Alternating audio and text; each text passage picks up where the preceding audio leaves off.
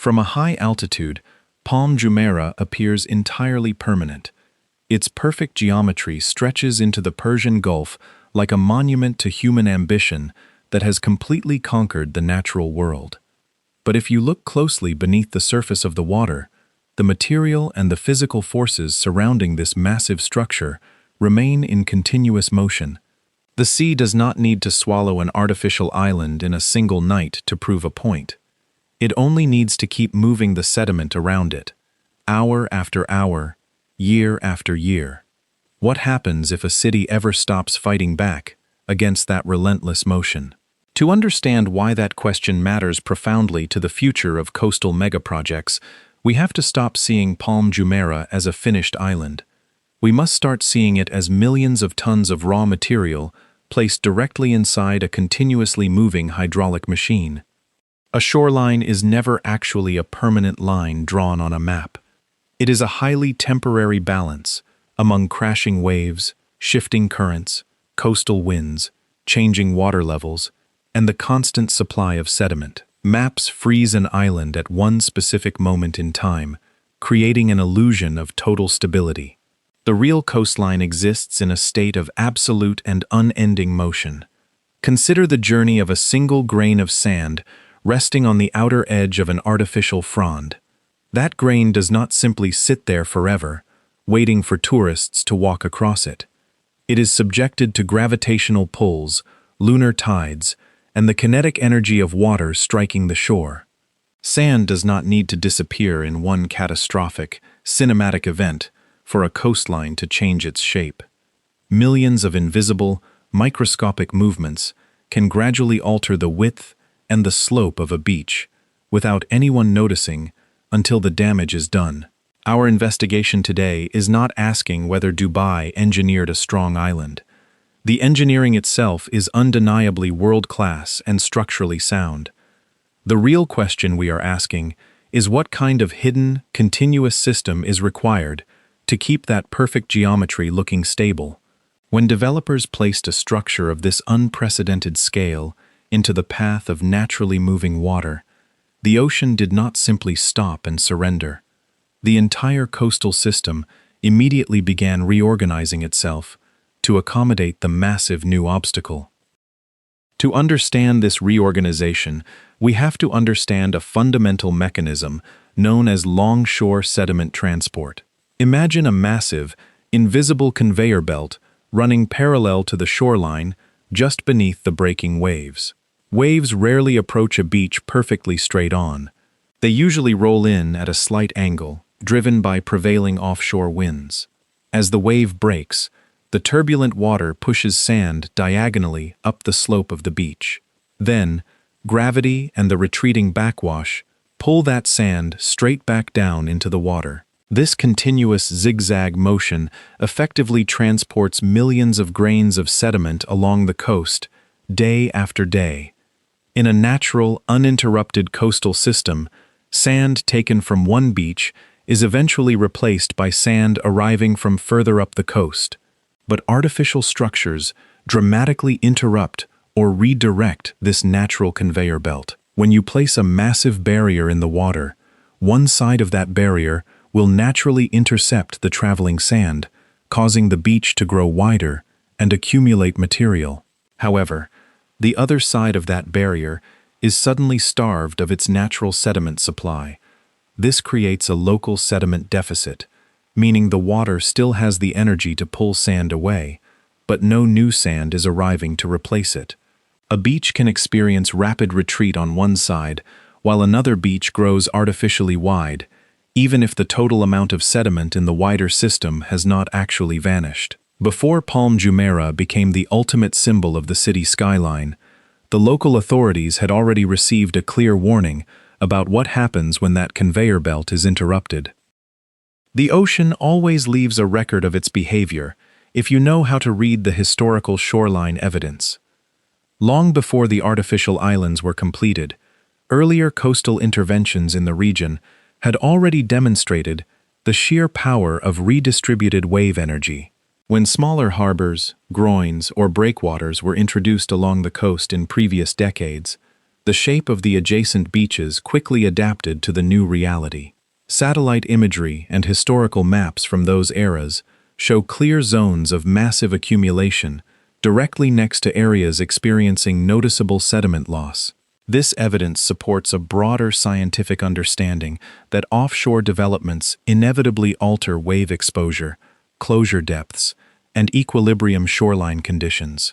It shows that changing one part of an interconnected coastal cell redistributes energy and material throughout the rest of that specific system. This data does not prove that Palm Jumeirah is actively collapsing or sinking into the sea today. It reveals the aggressive and dynamic coastal system in which Palm Jumeirah must find a way to survive. If minor coastal interventions can so drastically redistribute ocean waves and sand, what happens when the intervention is a sprawling, artificial archipelago visible from space? Dubai understood very clearly that this ambitious project could not simply be a loose pile of sand exposed to the open fury of the ocean. Palm Jumeirah would require an unprecedented suit of defensive armor. The outer protective structure of Palm Jumeirah is an absolute triumph of modern coastal engineering. To protect the delicate inner fronds from the crushing force of the Persian Gulf, engineers designed a massive crescent-shaped breakwater. This is not just a wall, but a highly sophisticated, layered energy dissipation system. It was built using millions of tons of heavy armor rock, carefully positioned to absorb and shatter the kinetic energy of incoming waves. The hydraulic stability of this structure was tested extensively in physical wave flumes and advanced computer models before a single stone was dropped into the sea. Engineers calculated strict wave overtopping criteria, ensuring that even during severe seasonal storms, the volume of water cresting the barrier would not threaten the properties inside. A highly detailed 2023 engineering study even examined potential upgrades intended to extend the outer revetment's design life by an additional 50 years, actively factoring in projected sea level rise. This research demonstrates incredibly thorough long-term assessment and proactive adaptation planning by the city. The island is heavily fortified, heavily monitored, and mathematically designed to endure. Its continued existence after more than 2 decades is itself powerful evidence that the primary defense system is highly effective.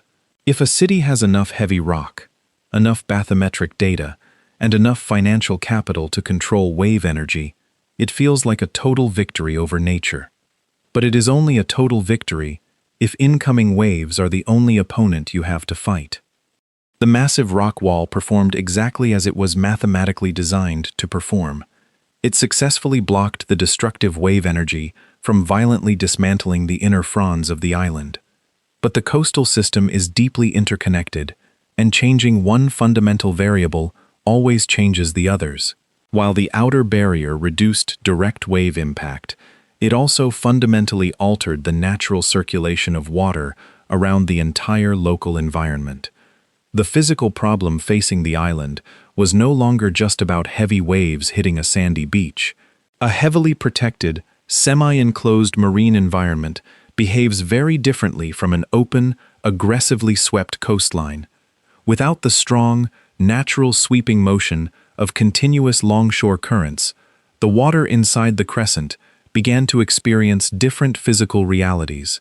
A comprehensive remote sensing study covering the period from 2001 to 2020 reported measurable and significant changes in surface water temperatures and spectral indicators around the island. This research supports the argument that the massive construction project permanently altered the surrounding environmental conditions and local water quality metrics.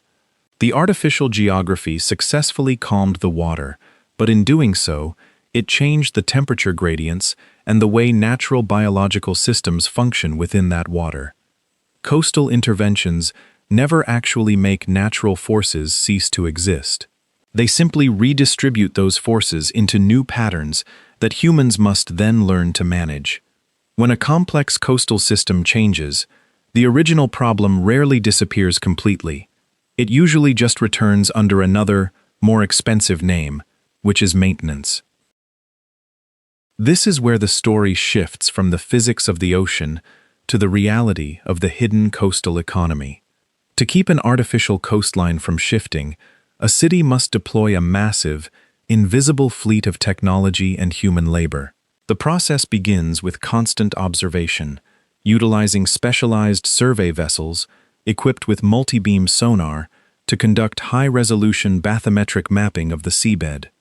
Crews continuously measure tides, currents, water temperatures, and sediment distribution patterns to identify hidden vulnerabilities long before they become visible on the surface.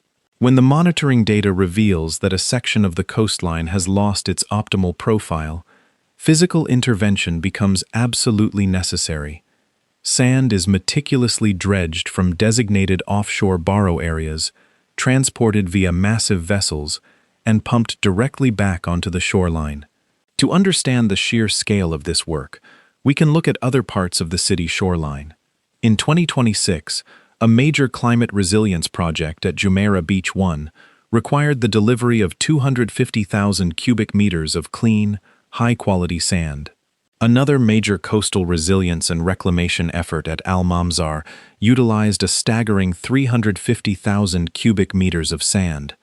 While these specific figures represent public beach upgrades rather than direct Palm Jumeirah repairs, they perfectly illustrate the monumental scale at which a coastal city must mobilize material to protect its shoreline assets. This is where the situation becomes more unsettling than any dramatic prediction of a sudden collapse. Sand is no longer just a natural geological feature forming a pleasant beach. It has effectively become critical municipal infrastructure, a highly temporary asset that the city must continuously move, measure, purchase, and manage. If maintaining current coastal resilience already requires material interventions of this immense scale, what happens as the baseline conditions used in the original engineering designs begin to change?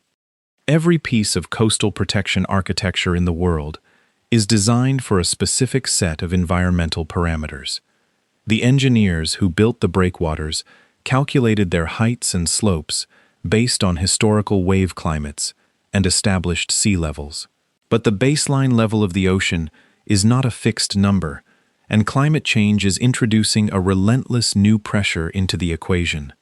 Higher baseline water levels fundamentally alter how incoming waves interact with protective armor rock. When the water is deeper, larger waves can travel closer to the shore before breaking, carrying more destructive kinetic energy directly into the defense structure. Higher water also dramatically changes overtopping calculations, meaning the amount of ocean water spilling over the wall during a severe storm could exceed the original safety margins. An artificial island does not need to structurally collapse for its original protection criteria to become suddenly insufficient. The environmental conditions surrounding those defenses only have to keep shifting slightly beyond the conservative assumptions used 20 years ago. The 50-year extension study for the revetment proves that the city is actively modeling these exact scenarios. Engineering and technology can certainly answer the question of how the defense might physically continue to hold back the sea. They can model larger rocks, higher walls, and more complex wave dissipation units. But engineering cannot easily answer the much more uncomfortable economic question, which is whether it is financially viable to continue this operation forever. The invisible cost of coastal maintenance eventually connects directly to the visible economy, particularly the crucial tourism and hospitality sectors. The entire value proposition of luxury beachfront real estate and five-star coastal resorts relies heavily on the promise of a pristine, unchanging natural aesthetic. When the city allocates an estimated 3 billion Emirati dirhams through 2030 for its wider beach development and resilience portfolio, it highlights how vital the shoreline is. The shoreline is treated as major tourism infrastructure, urban real estate, and a strategic economic asset requiring intense, continued investment. But this investment reveals a growing vulnerability within the broader tourism model. If a luxury hotel experiences a narrowing beach due to local sediment deficit, It cannot simply ignore the problem without risking its premium room rates and RevPAR. The hospitality sector is highly sensitive to visual perfection, and any perceived degradation of the coastal asset directly impacts global competitiveness. Furthermore, heavy coastal maintenance works, such as dredging operations, noise from heavy machinery, and temporary beach closures, can directly disrupt the idealized tourist experience. This creates a paradoxical loop, where the very act of preserving the destination briefly makes it less attractive to the visitors funding its existence. The problem extends beyond the hotels into the broader aviation and retail networks that rely on a continuous, uninterrupted flow of high-spending visitors. If the cost of maintaining the illusion of a perfect, static island continues to rise, that financial burden must eventually be absorbed by the property owners, the businesses, or the public authority. The sea represents the physical force eroding the sand, but maintenance debt is the accumulating human obligation created by the need to preserve a fixed geographic form. The ocean is infinitely patient, and it possesses unlimited energy, whereas human budgets, tourism cycles, and profit margins are strictly finite. Is a piece of premium coastal land truly permanent if its delicate edges must be repeatedly measured, relentlessly defended, and artificially reconstructed? And that is exactly where the traditional definition of victory against nature begins to collapse. When we examine the full scope of the evidence, we must deliver a verdict that avoids sensationalism while acknowledging a deeply complex reality. First, there is absolutely no reliable scientific evidence to support the viral, exaggerated claims that all of Palm Jumeirah is currently sinking or approaching an imminent, sudden collapse. Those apocalyptic scenarios belong in disaster movies, not in serious environmental or economic analysis. Second, we must acknowledge a very real and profound engineering success. Dubai has successfully created, managed, and defended extraordinary offshore developments in a highly dynamic marine environment, utilizing world-class modeling and adaptation strategies. But the third layer of this verdict is where the true vulnerability lies, and it involves the concept of conditional permanence. The continued success of these islands remains entirely dependent on the uninterrupted operation of those massive defensive systems. If a luxury coastline requires repeated hydrographic observation, structural reassessment, armor reinforcement, and active sediment management, then the war against the sea did not end when construction finished. The massive construction project simply evolved into an infinite maintenance operation. Dubai is not losing this battle because the artificial islands have disappeared beneath the waves. It is losing the original promise of finality because permanence has become an active, expensive, and never-ending municipal operation. The island remains fixed on the map only because an invisible, highly funded system keeps correcting the physical world beneath it. What truly concerns me as an investigator is not a viral prediction that Palm Jumeirah will vanish by a specific dramatic year. What concerns me is how easily and willingly we confuse a heavily maintained coastline with a naturally stable one. We asked earlier, what keeps the island stable? And the answer is an unending sequence of engineered protection and aggressive coastal management. We asked if the defenses have won, and the truth is, they have succeeded, but only under the strict condition of continuing financial and operational obligations. If the monitoring stopped, if the dredging vessels were sold, and if the rock walls were left to degrade, the natural coastal processes would immediately resume absolute control over the shoreline. The future of these massive offshore developments may not depend on building higher walls or attempting to permanently defeat the ocean. It may ultimately depend on a fundamental shift in philosophy, accepting that a coastline was never designed by nature to remain perfectly still. Living with a mobile environment requires advanced adaptation rather than pure, stubborn conquest. This means continuing the continuous hydrographic and satellite monitoring that Dubai already heavily invests in, utilizing data to predict change rather than just react to it. It means managing sediment at the scale of entire interconnected littoral cells, understanding that moving sand to one beach removes it from another. It requires updating design levels, calculating future sea level scenarios, and evaluating the long-term downdrift consequences before authorizing new coastal structures. The city may need to combine traditional hard engineering, like rock armor, with softer, more flexible shoreline approaches where wave conditions permit. Architects and urban planners must begin designing luxury spaces that can safely accommodate controlled coastal change rather than demanding absolute rigidity. Most importantly, developers and investors must begin treating the massive, indefinite maintenance obligations as a core part of the original asset cost, rather than an unexpected burden. Avoiding the arrogant assumption that every single point of artificial coastline must remain fixed in place forever is the first step toward genuine resilience.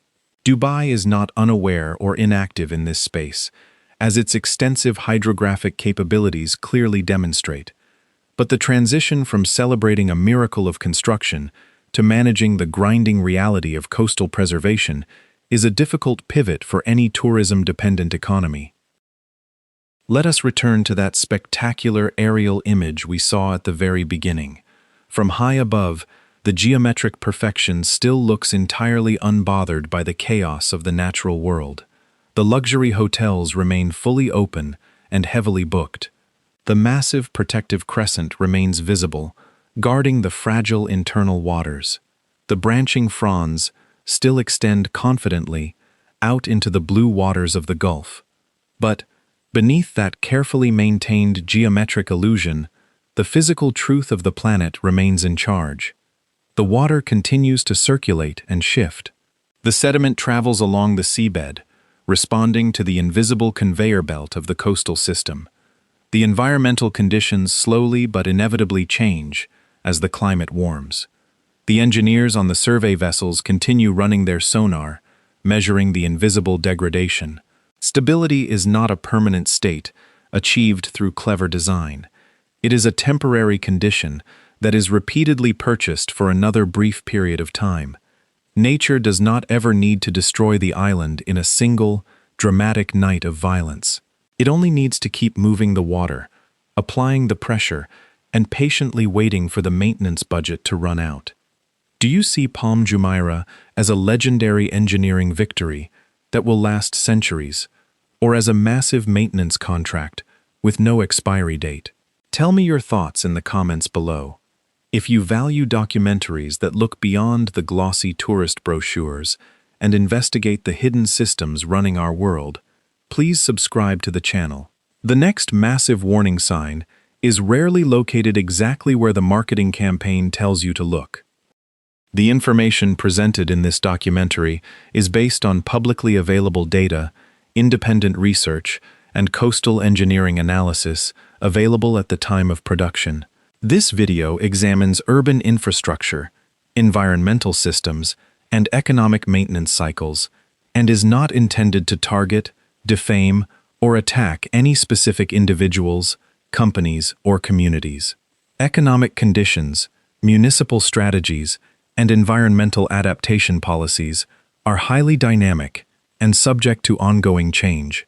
This content is intended strictly for educational and analytical purposes and does not constitute financial, real estate, or travel advice. Some conclusions drawn represent independent analytical interpretations based on verified coastal dynamics and regional development patterns.